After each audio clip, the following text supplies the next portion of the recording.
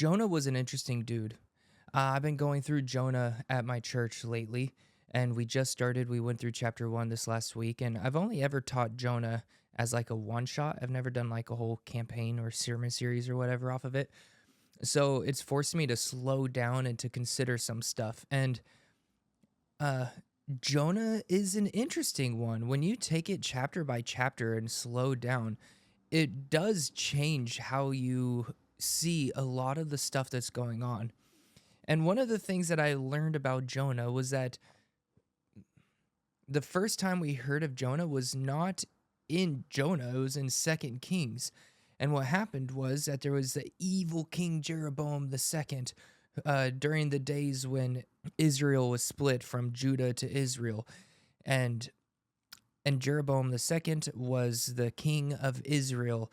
And Jonah prophesied in favor of Jeroboam II, saying that he was going to win this major battle and they're going to get land reclaimed back to them.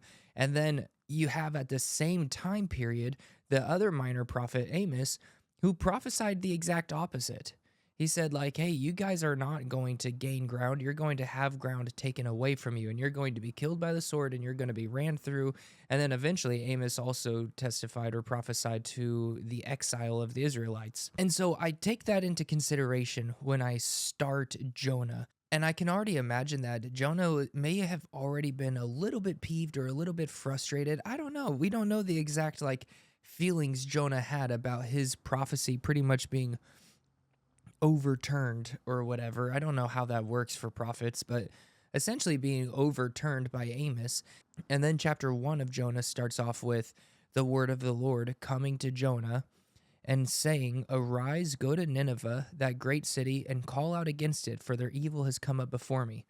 This sounds like God is going to take vengeance for Israel against Nineveh, because Nineveh was they were ridiculous enemies. They were just horrible, evil, terrible people. The Ninevites were, and they killed so many of the Israelite people, and they not only killed them, but they just tortured them mercilessly, like terribly tortured them. And so it sounds like when God says like call out against it, you think, oh, good, like God is going to do justice for Israel against Nineveh. But instead of Jonah going to Nineveh to be all like, hey, you guys are about to die, this is what you get. Instead, he runs the other way to Tarshish. And you wonder, like, okay, why would he do that?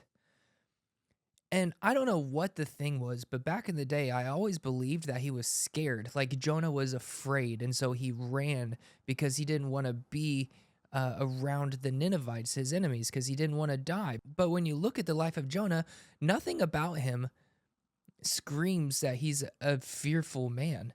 You know, he hops on this boat and a big storm comes up, and it's such a big storm that it just breaks the boat apart, or is beginning to break the boat apart. And instead of doing what everybody else is doing, who are crying out to their gods and trying to find a way to survive the night, Jonah's at the bottom of the boat sleeping. And then when they find out that this is practically Jonah's fault, he's like, well, just throw me overboard.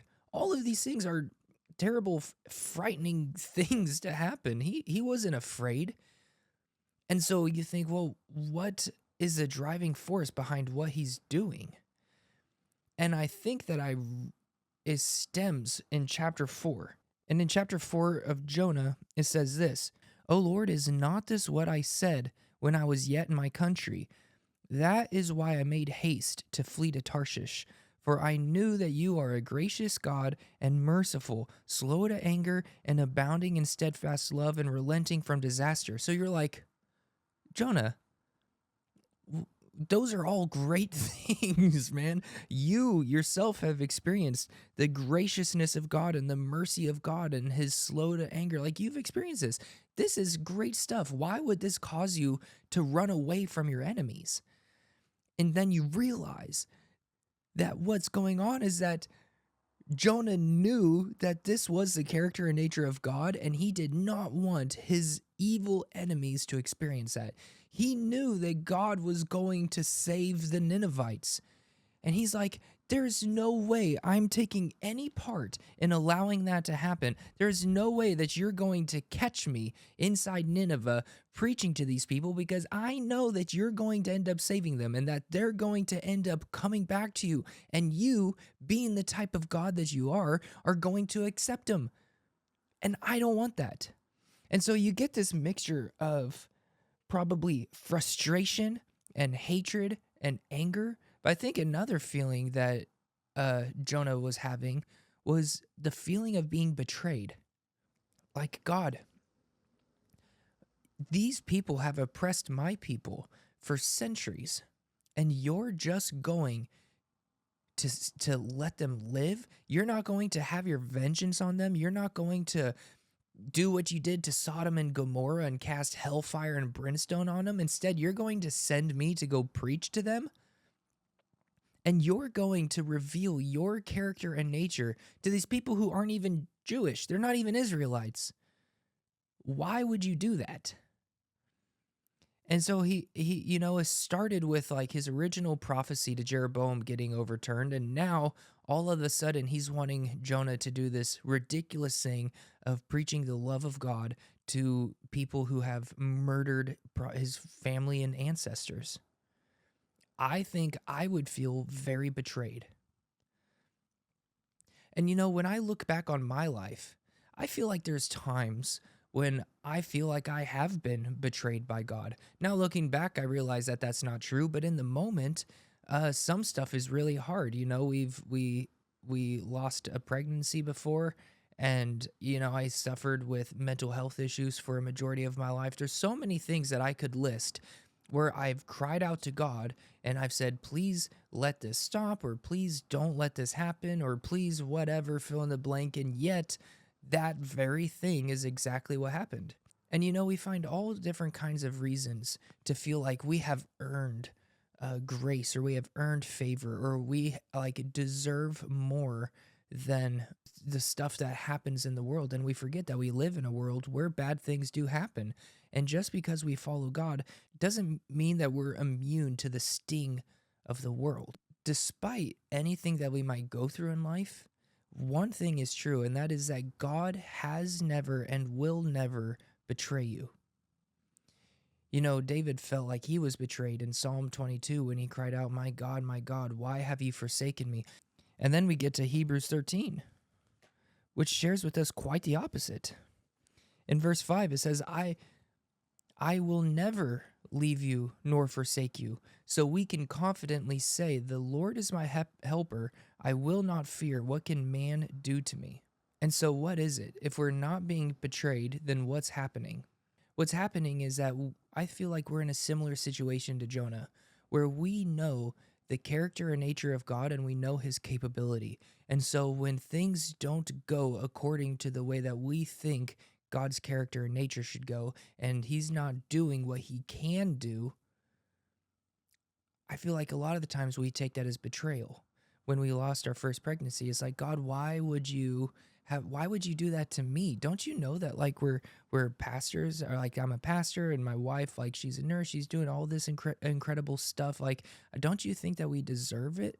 What we forget is that just because things don't go our way doesn't mean that God isn't at work and that God isn't doing something incredible.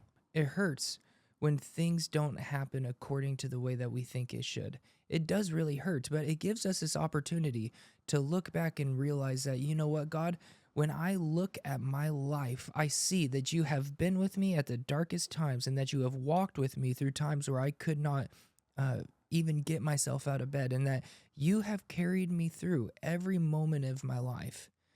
And I don't always see it in the moment, but when I look back, I can recognize clearly where you have been.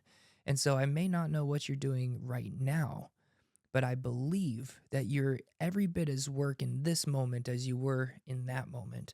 So though I don't understand, I choose to trust you and I choose to have faith in you. And I choose to believe that you have not left me and that you will not forsake me. And at the end of all of this, only one person has been able to say those words, my God, why have you forsaken me?" And it was Jesus Christ on the cross in Matthew 27, where he was about to pass away. He was about to forfeit his spirit. And he cried out those words, my God, why have you forsaken me?" And yet he remained faithful to the very end, where he took the wrath of God towards our sins and he bore them on the cross, where he became sin for us, where the man who knew no sin became sin on our behalf so that we may become the righteousness of God. So, no matter what happens in this world, when we look at the Savior, we realize that we have everything that we need in Jesus and that we serve a good and faithful God who has a plan. And though that plan may not be something that we enjoy or that we even want, we can believe that God makes good things happen and that we can trust him despite how we personally feel about it. So take a lesson from Jonah. Don't be like Jonah. Don't try to justify your disobedience. When God tells you to do something, he means it and he has good planned. Trust him and go for it anyway, and you will see that God makes all things work for the good of those who are called according to his purpose and who love him.